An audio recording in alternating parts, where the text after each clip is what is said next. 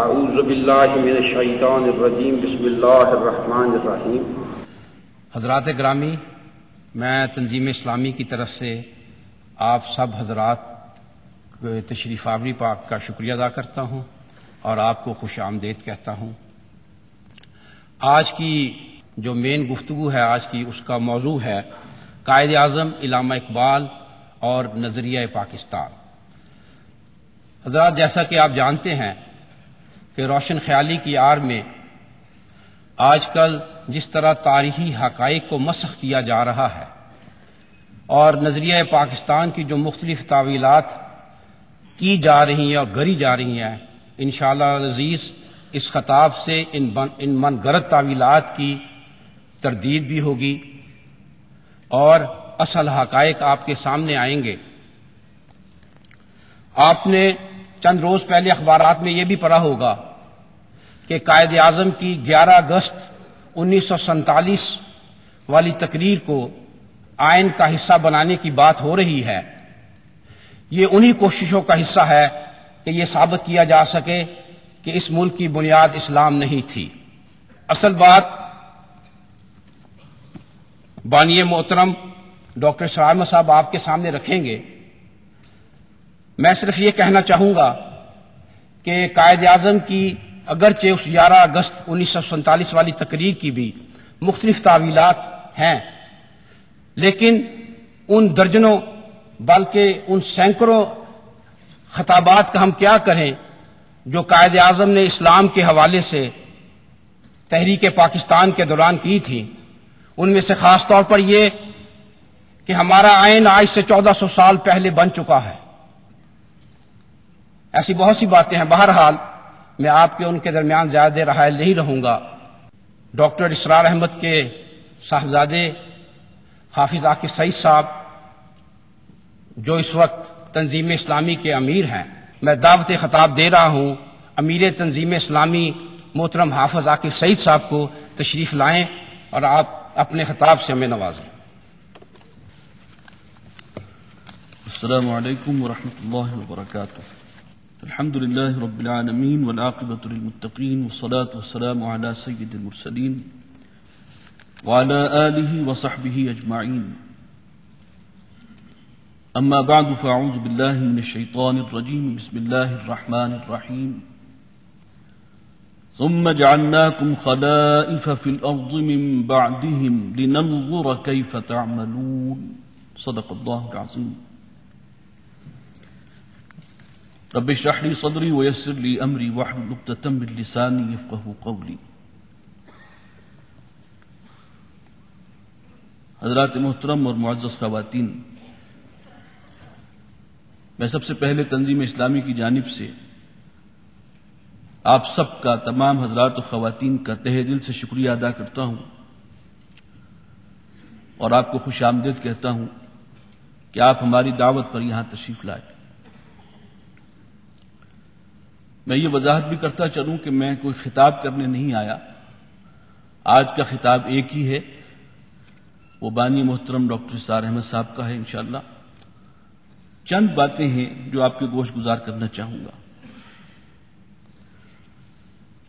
دیکھیے، پوری دنیا جانتی ہے اور مانتی ہے کہ پاکستان ایک نظریاتی ملک ہے، آئیڈیولوجیکل سٹیٹ ہے۔ وہ جو بات کہی کسی نے کہ پتا پتا بوٹا بوٹا حال ہمارا جانے ہے، جانے نہ جانے گل ہی نہ جانے باغ تو سارا جانے ہے۔ ساری دنیا ہمیں آئیڈیولوجیکل سٹیٹ کی حیثیت سے مانتی ہے اور ہم اس کو ماننے کے لیے تیار نہیں ہیں، ہمارے دانشور۔ پاکستان کے قیام کی بنیاد ایک نظریہ ہے۔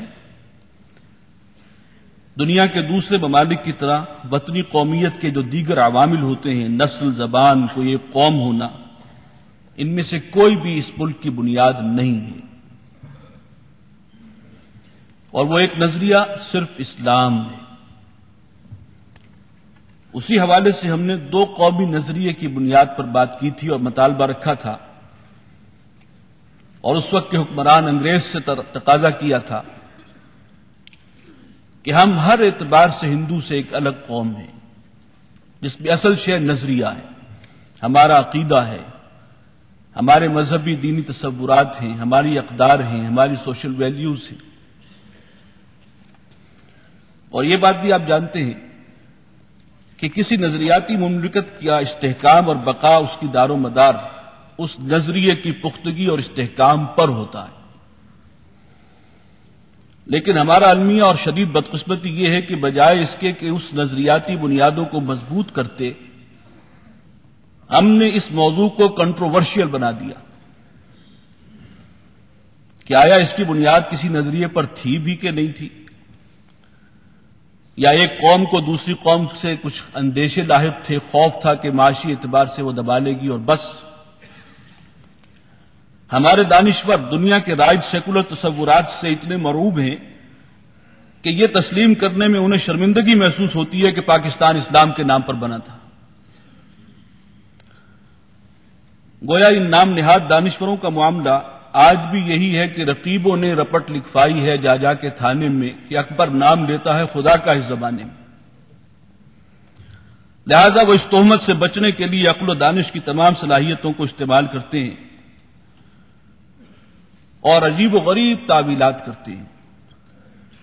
چنانچہ نظریہ پاکستان جو اس ملک کی اساس اور بنیاد تھا وہ آج ایک چیستان بن کر رہ گیا اور شد پریشاں خواب من از کثرت تعبیر ہا کا مصداق ہے. اور سب سے بڑھ کر بات یہ کہ اب یہ معاملہ حکومتی سطح پر حکومتی سرپرستی میں ہو رہا ہے. ملک کی نظریاتی بنیادوں پر کدالیں اس ملک کے محافظ چلا رہے ہیں.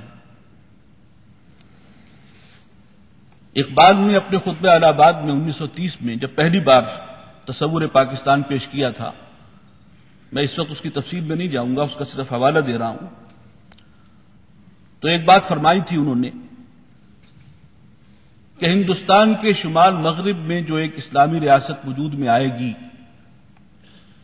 یہ ایک تقدیر ہے، ڈیسٹنی ہے،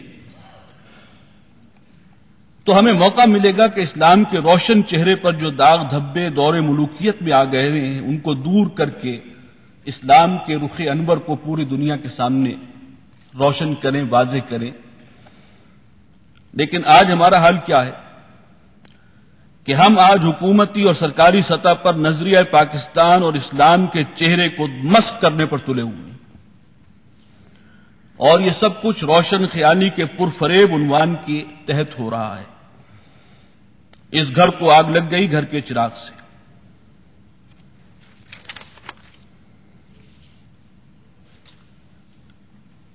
ہم اپنی تاریخ بھول چکے ہیں. ہمارا المیہ یہ ہے کہ ہمیں اپنی تاریخ سے کاٹ دیا گیا.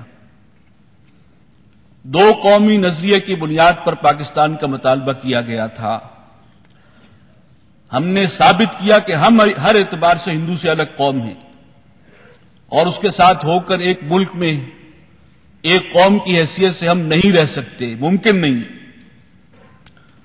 چنانچہ ہم نے مطالبہ کیا کہ ایک الگ خطہ زمین جہاں ہم اپنے نظریات، اپنے تصورات، اپنے عقائد، اپنے طرز زندگی، اپنی معاشرتی اقدار پر مشتمل ایک معاشرہ تشکیل دیں جہاں ہر طرف اسلام ہی اسلام ہو. ہم نے اللہ سے وعدہ بھی کیا تھا جس کا اظہار اس نعرے کی شکل میں ہوا، لا الہ الا اللہ. پاکستان کا مطلب کیا؟ لا الہ الا اللہ. اور یہ نعرہ آپ کو معلوم ہے کہ پورے انڈین سب کانٹیننٹ کے طول و عرض میں گونج رہا تھا.